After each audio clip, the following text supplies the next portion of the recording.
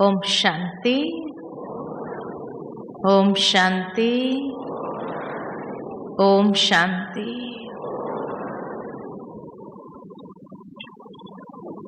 बाबा ने हम सभी की स्थिति को मजबूत बनाने के लिए और समय के साथ स्वयं को तैयार होने के लिए विभिन्न युक्तियां समय प्रति समय बताई है,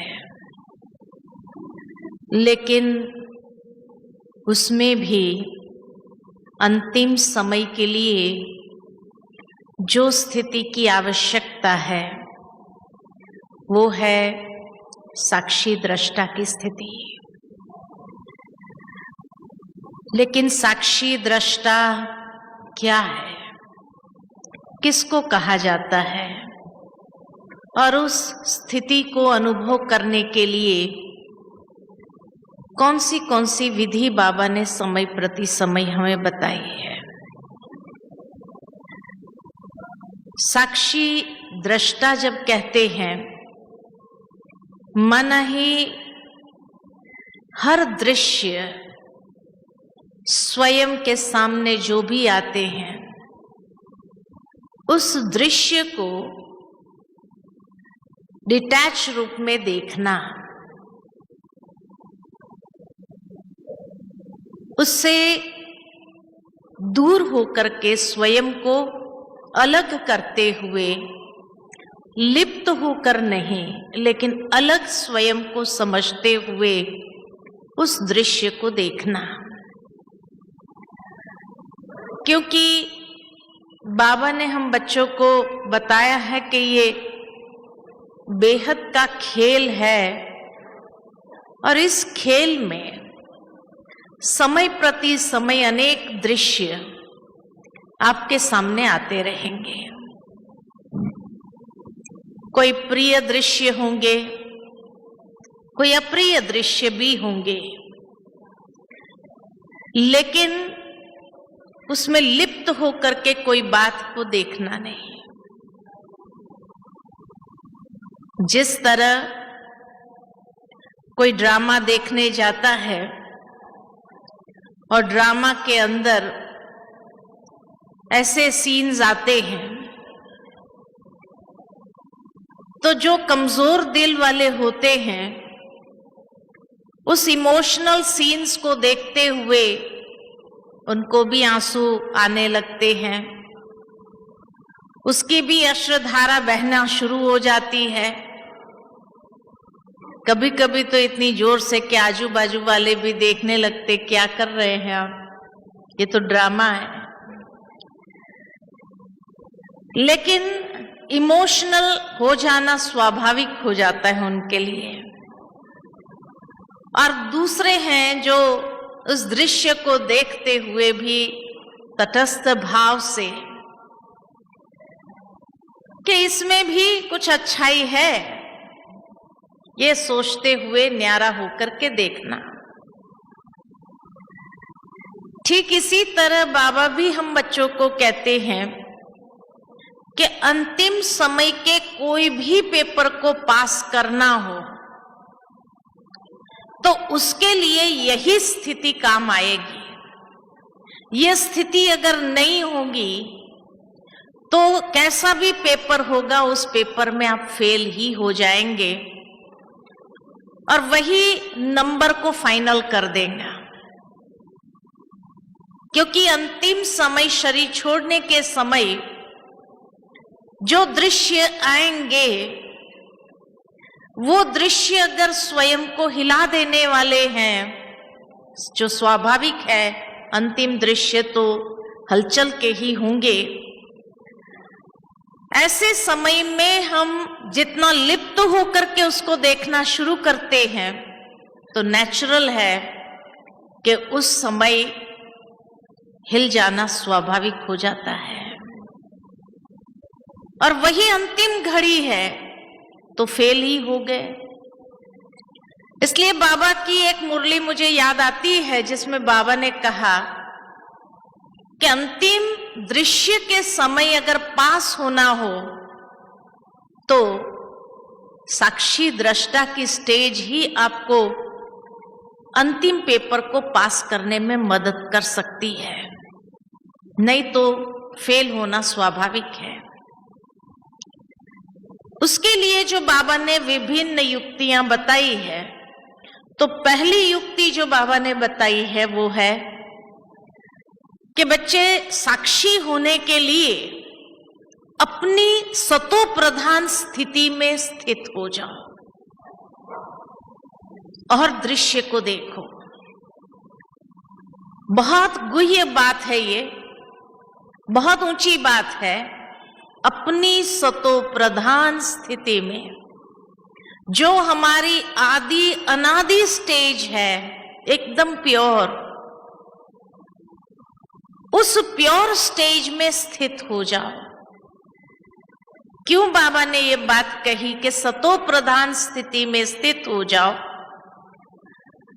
क्योंकि जब हम सतो प्रधान स्थिति में स्थित होते हैं तो हमारे अंदर के भाव बदलने लगते हैं, भावनाएं बदल जाती है, सात्विक भावना इमर्ज होती है। उस समय हमारे दृष्टि और दृष्टिकोण बदलने लगते हैं और उसी समय हमारी इंटरनल स्टेज अपने आप को देखने की, या जिसको कहा जाए मन जीत स्थिति, सहज बन सकती है। साक्षी दृष्टा अर्थात जब सतो प्रधान स्थिति में है तो उस समय मन एकदम शांत होता है, मन हलचल में नहीं आता है। और जब मन शांत है तो हम अपने संकल्पों की क्वालिटी को देख सकते हैं कि मेरे संकल्पों की क्वालिटी क्या होती जा रही है, शुद्ध है या प्रश्न में आ गए, क्यों हुआ, ये तो नहीं होना चाहिए था, ऐसा तो नहीं होना चाहिए था, ये कैसे हो गया। ये जैसे ही प्रश्नात्मक चिन्ह लगने लगते हैं, माना आप उस सतो प्रधान स्टेज में नहीं है, नीचे आ गए, और वहां आपकी आंतरिक प्रसन्नता समाप्त हो जाती है। और क्यों क्या के क्वेश्चन में अनेक प्रकार के व्यर्थ संकल्पों के जंगल में चले जाना स्वाभाविक है।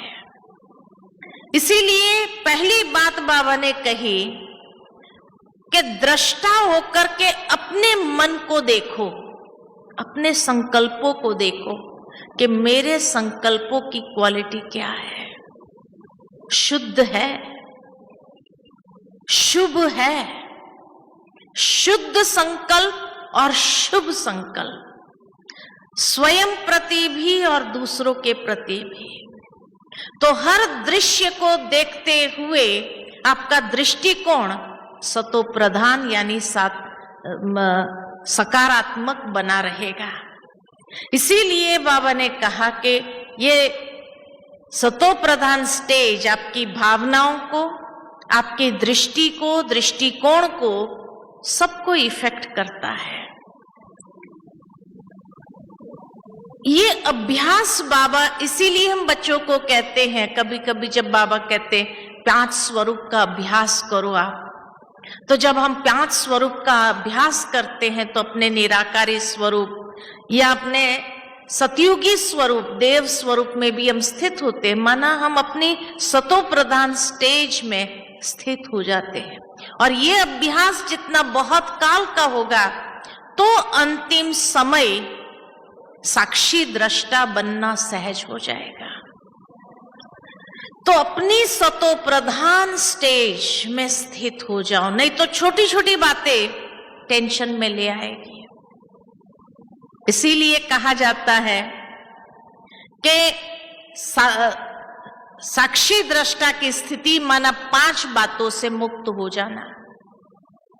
5 बातें कौन सी जिससे मुक्त होना है? तो तनाव, स्वभाव, प्रभाव, लगाव और झुकाव, ये 5 बातों से संपूर्ण अपने आप को मुक्त कर देना है। तब अपनी सतोप्रधान स्थिति में हम अपने आप को स्थित कर सकेंगे। तनाव माना, तनाव कब उत्पन्न होता है, टेंशन कब आता है? व्यर्थ संकल्प या नेगेटिव संकल्प चलता है, माना ये तनाव उत्पन्न हुआ, तो व्यर्थ संकल्प, नकारात्मक संकल्प से अपने आप को मुक्त करना। इसके लिए ये सतोप्रधान स्टेज में स्थित होंगे तो हमारे संकल्पों की शुद्धिकरण होती है, उसमें शुद्ध होने लगते हैं और दूसरों को देखते हैं तो भी शुभ उत्पन्न होता है। दूसरा, स्वभाव। स्वभाव में जो हलचल आ जाता है, क्योंकि स्वभाव का डायरेक्ट कनेक्शन संस्कारों के साथ है। संस्कार स्वभाव इकट्ठा इसीलिए बोला जाता है। तो अगर संस्कार पुराने इमर्ज हो जाते हैं और वो पुराने संस्कार हमें हर रीति से मजबूर कर रहे हैं, तो हमारा स्वभाव उस वक्त इरिटेशन का, गुस्से का, ईर्ष्या का, नफरत का, ये स्वभाव हमारा बनने लगता है। इसीलिए बाबा कहे ये पुराने स्वभाव संस्कारों से भी अपने आप को मुक्त करना। तो सतो प्रधान स्टेज हमारे ये पुराने स्वभाव संस्कार से हमें सहज मुक्ति दिलाती है। तो इसको प्रोमिनेंट करें, हम सतो प्रधानता के संस्कार को प्रोमिनेंट करें। जितना पुराना स्वभाव संस्कार हमारा बहुत फुल फोर्स से बाहर आएगा, तो नेचुरल है अंतिम समय की स्थिति हमारी साक्षी दृष्टा की नहीं रह सकती है। डिटैच होकर के हम उस दृश्य को नहीं देख सकते हैं।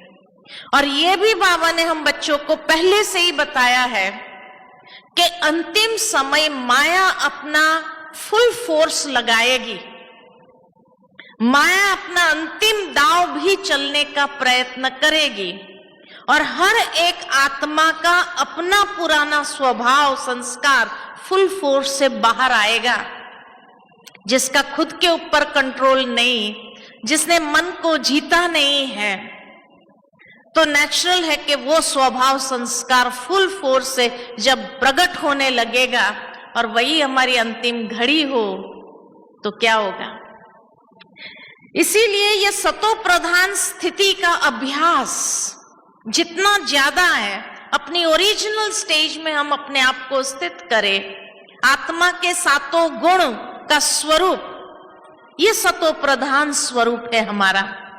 इसका जितना अभ्यास हमारा है, उतना जब पुराने स्वभाव संस्कार अगर इमर्ज होने का भी प्रयत्न करे, तो ये संस्कार पावरफुल होने के कारण, ये स्थिति पावरफुल होने कारण उस पुराने स्वभाव संस्कार को दबा देंगी, उस वक्त उसको बाहर निकलने नहीं देंगी। तो इसलिए बाबा कहे इस स्थिति का अभ्यास करो आप ज्यादा से ज्यादा। जब भी खाली योग में बैठते समय नहीं, लेकिन जब एक दूसरे के साथ कर्म संबंध में भी आते हैं, अपनी इंद्रियों के साथ भी जब कर्म संबंध में आते हैं, तो उस वक्त भी अपने सतो प्रधान स्टेज में स्थित होकर के आप कर्म में आओ या उसमें आओ, तो धीरे धीरे क्या हो जाएगा कि इसमें आप पुराने स्वभाव संस्कार के ऊपर विजयी हो जाएंगे।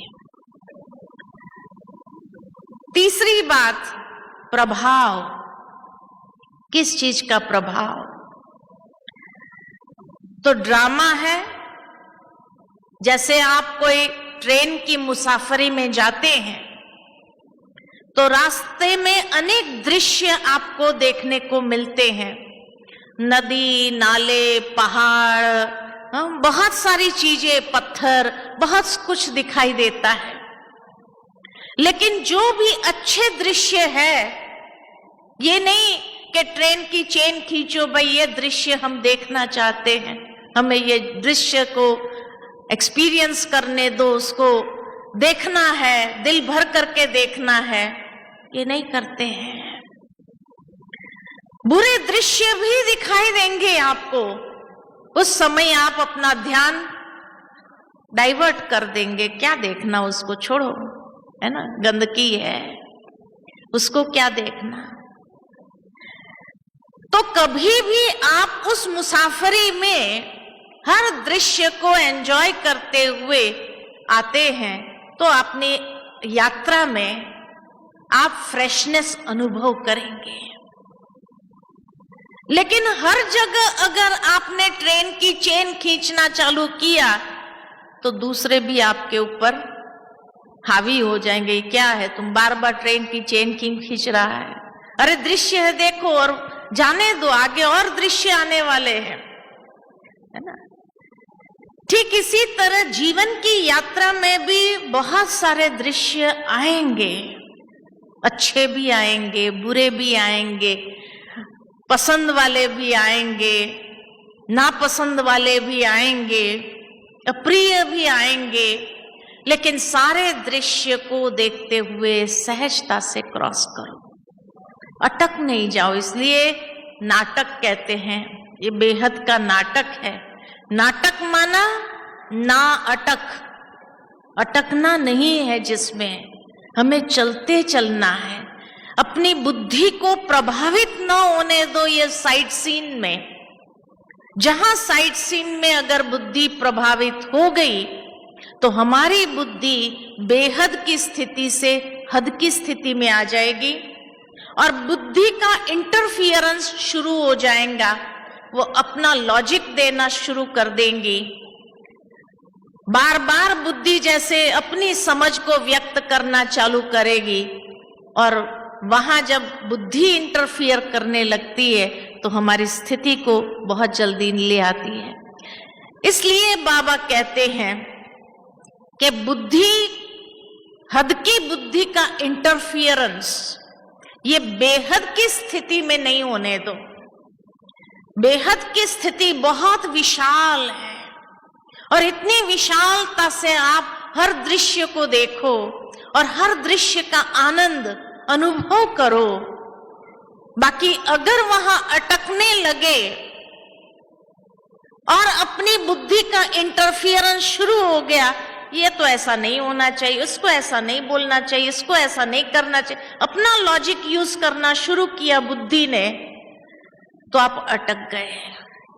और अटक गए तो वो दृश्य जो है, उसको खाली संकल्पों में नहीं चला रहे हैं, लेकिन वो बहुत लंबा चलना शुरू हो जाएगा, खींचना चालू करेंगे। और जितना ज्यादा देर तक उसको खींचते जाएंगे, खींचते जाएंगे, खींचते जाएंगे, उतना लंबा होते होते ये खुद को ही तकलीफ देना शुरू करेगा, आपकी स्थिति को बनने नहीं देगा। इसीलिए कोई भी दृश्य के प्रभाव में अटकना नहीं है। दृश्य के अनेक दृश्य आएंगे, आपको प्रभावित करने का प्रयत्न करेंगे, चाहे पॉजिटिवली नेगेटिवली, लेकिन अटकना नहीं है, चलते चलना है। आया है, गया है, इसको कहते साक्षी दृष्टा। आया है, हमें आगे बढ़ते जाना है, उसको पकड़ना नहीं है, बुद्धि से भी उसको पकड़ना नहीं है, तब हमारी स्थिति साक्षी दृष्टा की हो सकती है। चौथा है लगाव। लगाव किससे? साधन सुविधाओं से लगाव हो जाता है। ये तो मुझे चाहिए, ऐसा तो मुझे चाहिए, ये नहीं होगा तो ऐसा होगा, ये नहीं होगा तो कैसे होगा। ये जो साधन सुविधाओं में लगाव है, बाबा ने हमें ये भी कहा है कि अंतिम समय ये कैसे पेपर का स्वरूप हो जाएगा। ये साधन सुविधा सबसे बड़ा पेपर बनेगा। क्यों? क्योंकि ये सारे साधन सुविधाएं लाइट पर चलता है, और अंतिम समय में तो लाइट काम ही नहीं करनी है। और जब लाइट काम नहीं करेंगी, गाड़ी के अंदर पेट्रोल नहीं मिलेगा, तो साधन होने के बावजूद भी वो साधन काम के नहीं है। आज नेट ही खत्म हो जाएगा, आपका मोबाइल नहीं चलेगा, कोई भी साधन अंतिम समय में काम करने वाले नहीं है, फेल हो जाएंगे सारे साधन। और अगर मेरा लगाव उन साधनों से बहुत अधिक है, तो मेरी साक्षी दृष्टा की स्थिति नहीं बन सकती है। तो साक्षी दृष्टा की स्थिति साधन थे, यूज किया नहीं है, तो और ही अच्छा, हमारी तपस्या बहुत अच्छी होगी, अभी कोई डिस्टरबेंस नहीं होगा। तो ये तो एक समय ने भी आपको मौका दिया, साधन ही फेल हो गए, तो जहां है, जैसी स्थिति में है, बैठ के तपस्या आरंभ करो। शायद हमारी तपस्या इतनी कम पड़ रही थी, तो यही मौका मिला कि तपस्या शुरू करो। परेशान होने के बजाय ये क्यों नहीं चल रहा है, ये तो चलना ही चाहिए था, ये नहीं चल रहा है, ऐसा हो रहा, कितना परेशान हो जाता है व्यक्ति अगर कोई साधन उसको नहीं मिला, नहीं काम कर रहा है। जैसे बाबा कहते हैं कि फुल गर्मी है, 50 डिग्री का टेम्परेचर है, और न पंखा काम कर रहा है, न एसी काम कर रहा है, क्या होगी स्थिति? क्या तपस्या नहीं हो सकती है? तो अंतिम समय में ये सारे साधन फेल होने वाले ही है, और यही पेपर का रूप बन करके मेरे सामने आएगा। इसलिए बाबा कहे, अपनी सतो प्रधान स्थिति में आप अगर स्थित हो जाएंगे तो बहुत सहज उससे ऊपर, और ऊपर उठेंगे तो वो गर्मी का एहसास भी नहीं होगा। ठंडी अगर बहुत ज्यादा है तो ठंडी का एहसास नहीं होगा। उस समय अगर मोबाइल काम किया नहीं किया तो भी आप अपने संकल्पों के वाइब्रेशन से मैसेज भी दे सकेंगे। संकल्पों के वाइब्रेशन से आपके वाइब्रेशन जितने प्योर होंगे, साधन सुविधाएं या वो भले काम न कर रहे हैं लेकिन कोई न कोई आप तक पहुंच जाएगा मदद करने के लिए। तो वाइब्रेशन को बहुत पावरफुल बनाओ। बहुत सुंदर मुझे एक कहानी याद आती है इस पर कि एक बार एक बौद्ध भिक्षुक था, और बौद्ध भिक्षुक को महात्मा बुद्ध ने कहा कि तू भले भिक्षा लेकर के आओ। तो वो जाता है एक द्वार पर, खटखटाता है, और एक बहन बाहर आती है। तो उसने भिक्षुक को कहा, ऐसा करो, खाना बना ही हुआ है, आप आकर के अंदर भोजन ही कर लो, और बाकी का हम आपको भिक्षा के रूप में दे भी देंगे ताकि आप दूसरों के लिए भी ले जाओ। ठीक है करके वो वहां बैठ गया भोजन करने के लिए। लेकिन जैसे ही बैठा तो उसके मन में विचार आया कि बहुत दिन हो गया है, अच्छा खाना नहीं खाया है, काश अच्छे खाने की चीज मिल जाए। ये विचार उसके मन में आया, और सचमुच वो बहन ने बहुत अच्छी चीजें ला करके उसके सामने रखी और परोसी। उसको लगा देखो मैंने संकल्प किया और उसने वही चीज ला करके रख दी। तो शांति से बड़े प्यार से उसको स्वीकार कर लिया।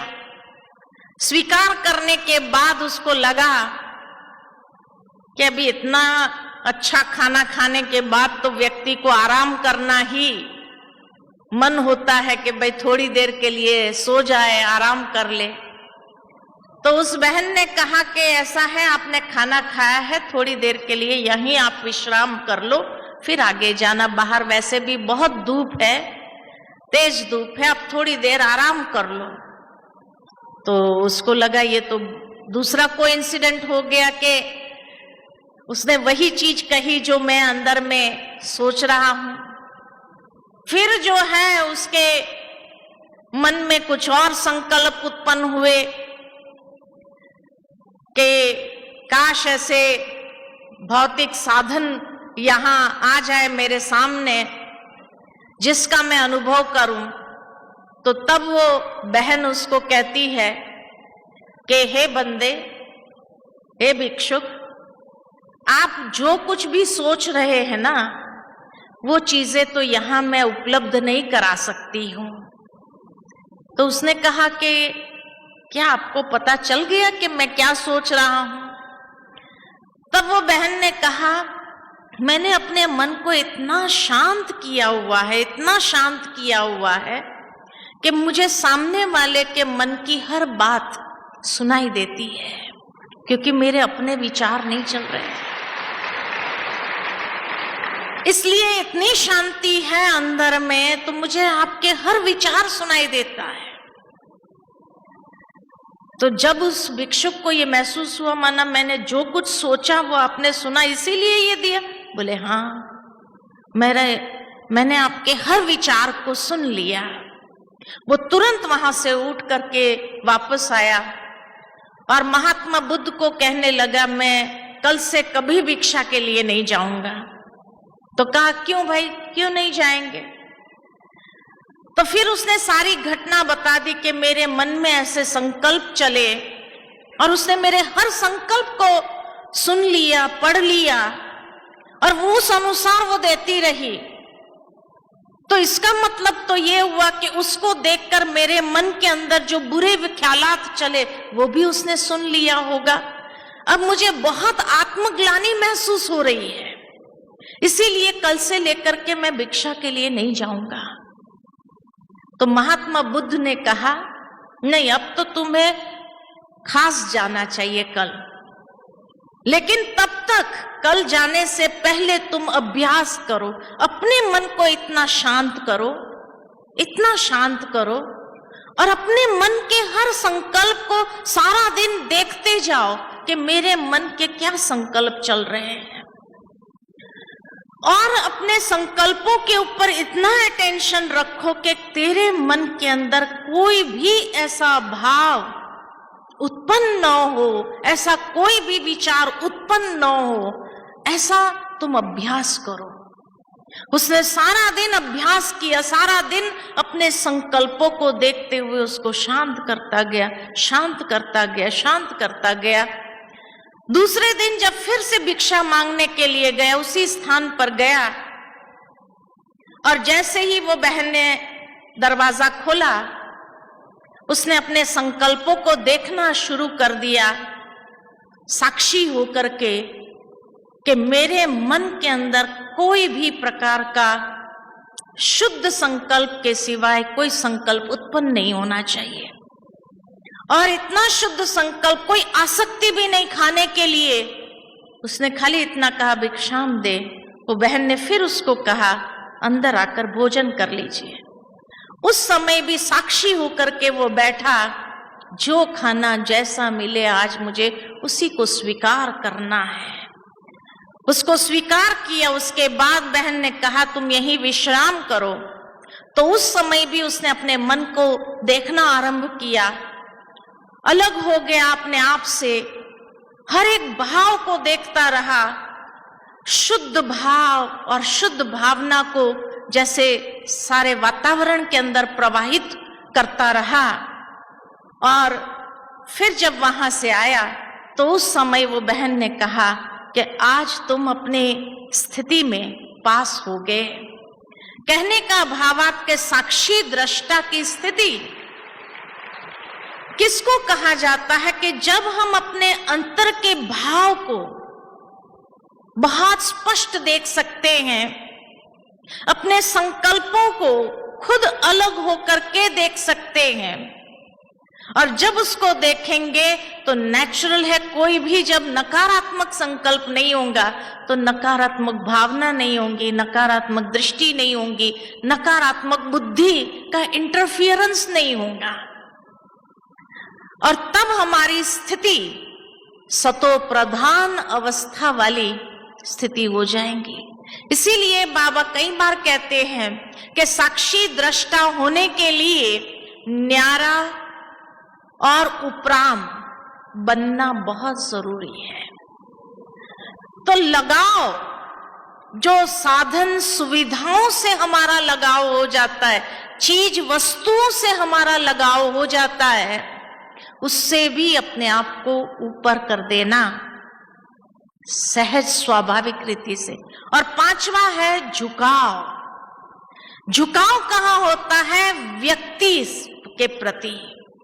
कोई भी इंसान के स्वभाव संस्कार को देखते हुए या उसकी विशेषता को देखते हुए जब वो व्यक्ति बहुत अच्छा लगने लगता है कि ये व्यक्ति की सेवा बहुत अच्छी है, बहुत अच्छी सेवा करता है, इसकी विशेषता बहुत अच्छी है, उसके गुण बहुत अच्छे हैं, ये गुण है, और उस गुण से के प्रति झुकाव, उसकी सेवा, उसकी विशेषता के प्रति, उसके अच्छे स्वभाव के प्रति हमारा झुकाव,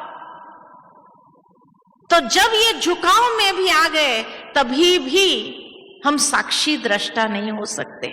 इसीलिए ये 5 बातों से अपने आप को मुक्त रखने वाला ही साक्षी दृष्टा की स्थिति सहज बना सकता है। तनाव, स्वभाव, पुराना स्वभाव, प्रभाव, लगाव और झुकाव, तो ये 5 बातों से मुक्त जो हो जाता है या उपराम या उससे न्यारा जो हो सकता है, वो सहज ही साक्षी दृष्टा वाली स्थिति को क्रिएट कर लेता है। और जिसकी बहुत काल तक ये स्थिति बनने लगेगी, तब जाकर के हर अंतिम समय के पेपर से वो पास हो जाएगा, क्योंकि ये 5 रूप से अंतिम समय में पेपर आने ही है, आने ही है। चारों तरफ का नकारात्मक वातावरण इतना होगा जो वो इफेक्ट करेगा, तो हमारे अंदर भी नकारात्मक संकल्प क्रिएट कर सकता है। हमने अगर ध्यान नहीं दिया अपने संकल्पों पर, डिटैच होकर के उसको देखा नहीं, तो नेचुरल है वो हमारे स्थिति को तो इफेक्ट करेगा। इसी तरह पुराना स्वभाव संस्कार फुल फोर्स में आएंगे, दूसरों के भी टक्कर खाने के लिए आएंगे, और उसके साथ में अगर टकरा गई तो भी फेल हो जाएंगे, है ना। इसीलिए बाबा ने कहा जो ओरिजिनल सतो प्रधानता के संस्कार है, सात्विक संस्कार है, उसको इमर्ज रूप में रखो। जितना ज्यादा उसको इमर्ज रखेंगे उतना इससे फ्री हो जाएंगे। दृश्य अनेक आएंगे, उस दृश्य के प्रभाव में नहीं आओ। साधन सुविधा के लगाव में, अटैचमेंट से उसको यूज न करो। है तो भी ठीक, नहीं है तो भी ठीक, चल सकता है ना। एसी है ठीक, नहीं है तो हाथ का पंखा भी चल सकता है। उसकी अधीनता, कोई भी साधन सुविधा की अधीनता न हो, क्योंकि ये हमें अंदर से बहुत परेशान और हलचल में ला सकती है। और जो झुकाव है व्यक्ति के प्रति, वो झुकाव भी हमें कई तरह की तकलीफ दे सकता है। कई प्रकार के उसके जो अधीनता है, उसके प्रति जो झुकाव है, वो ही हमारे लिए पेपर बन जाएगा। इसलिए बाबा ने कहा है, जिस व्यक्ति के प्रति आपने सोचा होगा कि ये व्यक्ति मुझे कभी धोखा नहीं दे सकता है, ये व्यक्ति मेरा अपना है, उस दिन आप देखेंगे कि वही व्यक्ति आपको धोखा देने के निमित्त बन सकता है। सबसे बड़ा पेपर आपके लिए वही बन सकता है, क्योंकि ये कलयुगी दुनिया है, और कलयुग की भी अति में ये दुनिया जा रही है। कोई इंसान के अंदर इतनी पावर नहीं है बाहर में जो वफादारी से संबंध निभा सके, क्योंकि आज की दुनिया में हर इंसान इतना स्वार्थी हो गया है। वो पहले खुद का सोचेगा, उसके बाद दूसरे का सोचेगा। तो आप सोचेंगे कि ये व्यक्ति मुझे धोखा दे ही नहीं सकता है। कोई भी कभी भी धोखा दे सकते हैं, है ना, स्वाभाविक है। तो इसीलिए ये 5 बातों से मुक्त रहने वाला साक्षी दृष्टा की स्थिति को क्रिएट कर सकता है। दूसरी बात, साक्षी दृष्टा की स्थिति को क्रिएट करने के लिए बाबा ने कहा त्रिकालदर्शी स्थिति में स्थित हो जाओ, त्रिकालदर्शी स्टेज पर आ जाओ, तीनों कालों को अच्छी तरह से देखो, पास्ट, प्रेजेंट एंड फ्यूचर को, और तीनों कालों को देखते हुए नॉलेजफुल होकर के वर्तमान में मुझे क्या करना है। बाबा ने हर बात की समझ हमें दी है, विवेक दिया है, आध्यात्मिक प्रज्ञा हमें मिली है, तो उस आध्यात्मिक प्रज्ञा को यूज करते हुए उस सिचुएशन को पार करना है।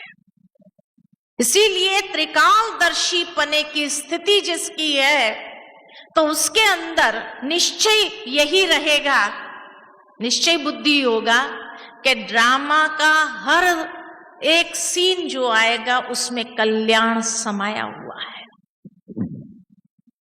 मेरे साथ तो ऐसा होना ही नहीं चाहिए, मेरे साथ ऐसा क्यों हुआ, ये तो मैंने कभी सोचा ही नहीं था, ये तो स्वप्न में भी नहीं सोचा था। तो बाबा कहे कि ये सोचना मना, आप सिर्फ वर्तमान को देख रहे हैं। इतनी बात याद रखें कि जीवन में जो कुछ भी होता है, अगर आपने कुछ किया ही नहीं तो होगा ही नहीं। अच्छा, इस जन्म में नहीं किया है, कोई जन्म में तो किया होगा, जिसका फल अभी आकर के मिल रहा है। मैं तो सपने में भी नहीं सोच सकती थी कि मेरे साथ ऐसा हो सकता है,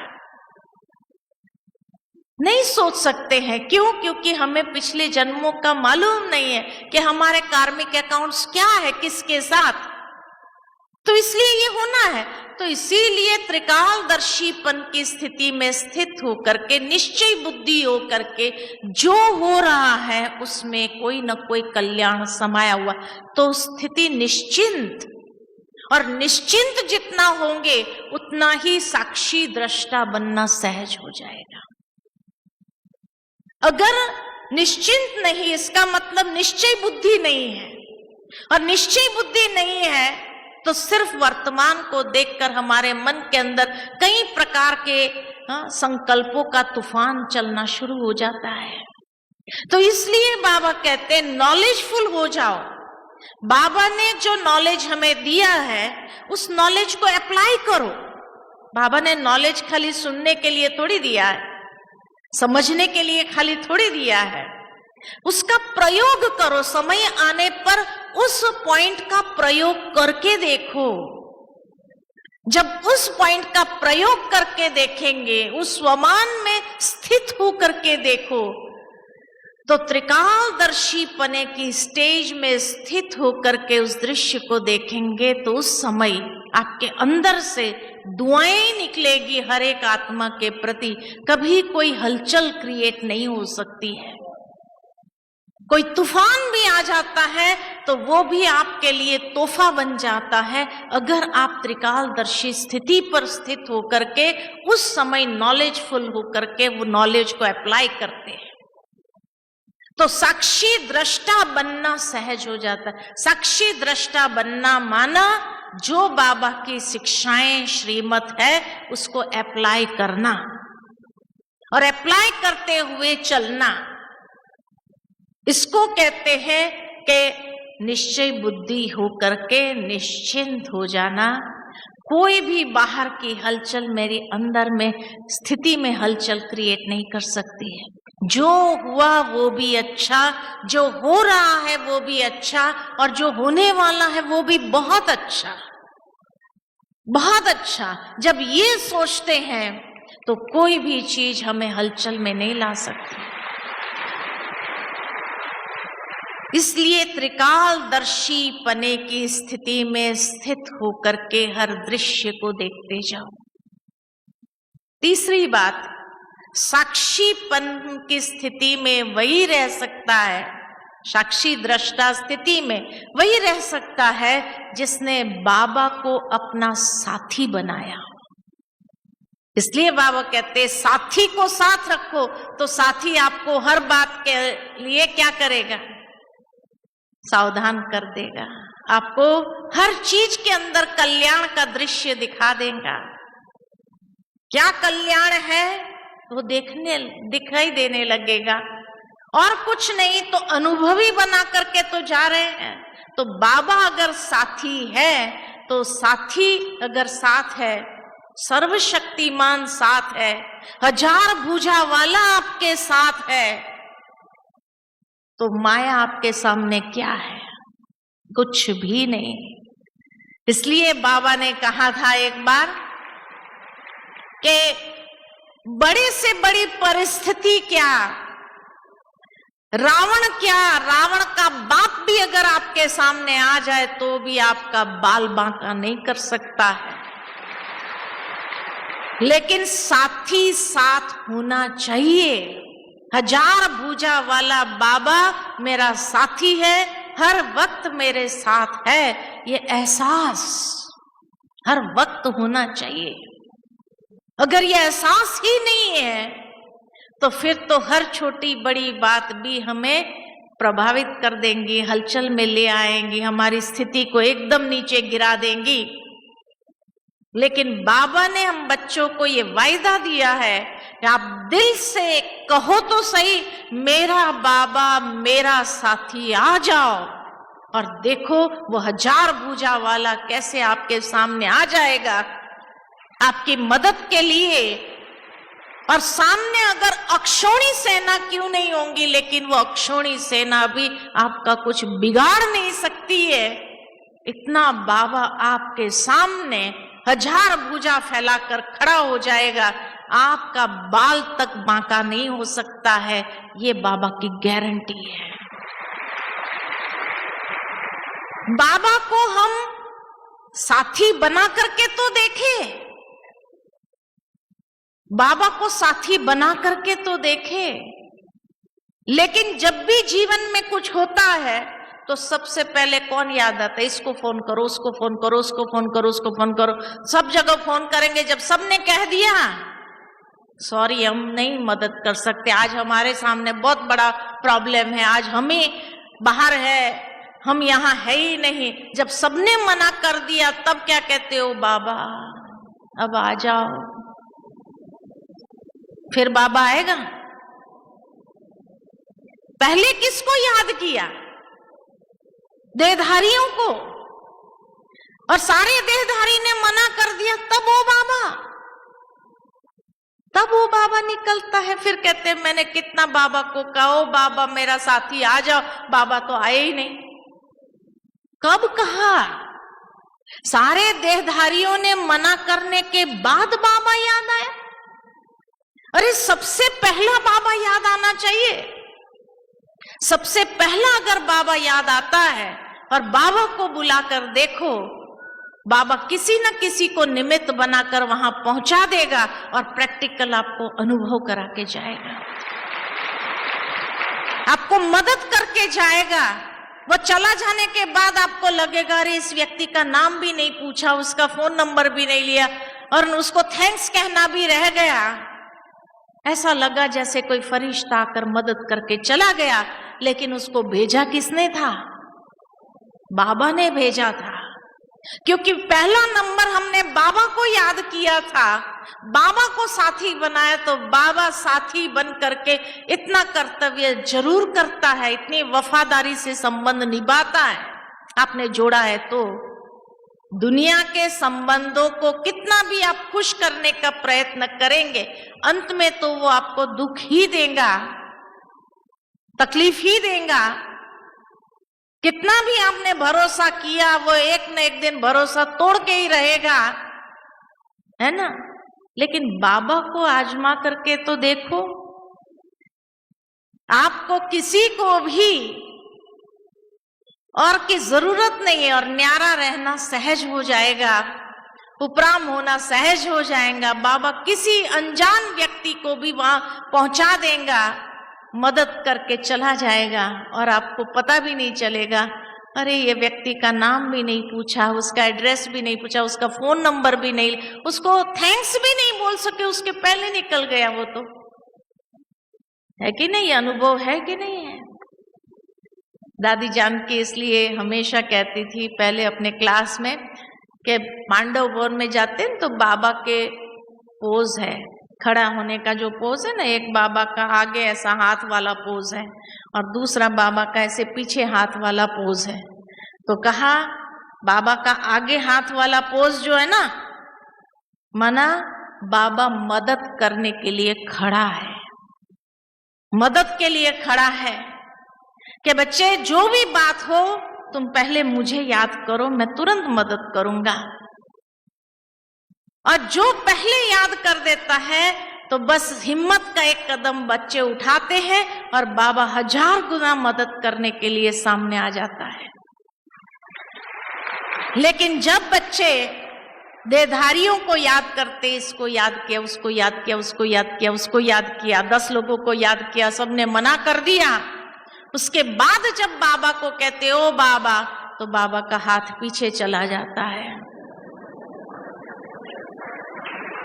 क्यों पीछे चला जाता है? कि मदद करने का जो समय का योग था वो समय का योग बीत गया, और समय का योग बीत जाने के बाद बाबा भी कुछ नहीं कर सकता है।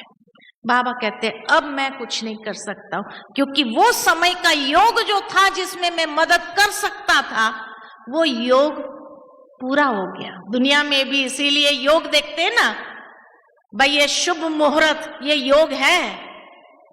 तो बाबा के मदद करने का योग उसी क्षण में होता है, और जब वो क्षण पूरी हो जाती, जब सारे देहधारी में बुद्धि अटका के रखी, ये मदद करेगा उसको फोन करो, ये मदद करेगा उसको फोन करो, वो मदद करेगा उसको फोन करो, वो मदद करेगा, जब सबने मना कर दिया तब बाबा याद आए, तब बाबा याद आए। तो इसलिए फिर बाबा का हाथ पीछे चला जाता है कि अब बच्चे मैं भी कुछ नहीं कर सकता हूं, अब जो ड्रामा दिखाए, अब जो ड्रामा दिखाए, पहले बाबा को याद करो। तो इसीलिए बाबा के ये 2 पोज आपको देखने को मिलेगा, एक आगे हाथ वाला और एक पीछे हाथ वाला। आगे हाथ वाला माना बाबा मदद करने के लिए खड़ा है, बच्चे हिम्मत का एक कदम बढ़ाओ, बस आ जाओ, और बाबा मदद 1000 गुना मदद दे देगा वो समय के योग में। लेकिन वो समय का योग पूरा हो जाने के बाद फिर बाबा भी कुछ नहीं कर सकता है। इसलिए पहले किसको याद करना है? बाबा को। तो बाबा को साथी बना दो, आप साक्षी होकर के बैठेंगे और बाबा किसके द्वारा मदद करा के चला जाएगा, वो परिस्थिति पार हो जाएगी, पता भी नहीं चलेगा, पता भी नहीं चलेगा, इतना सहज कैसे पूरा हो गया। तो इसीलिए साक्षी वही रह सकता है जिसने बाबा को साथी बनाया है, वही साक्षी रह सकता है, नहीं तो नहीं रह सकता है।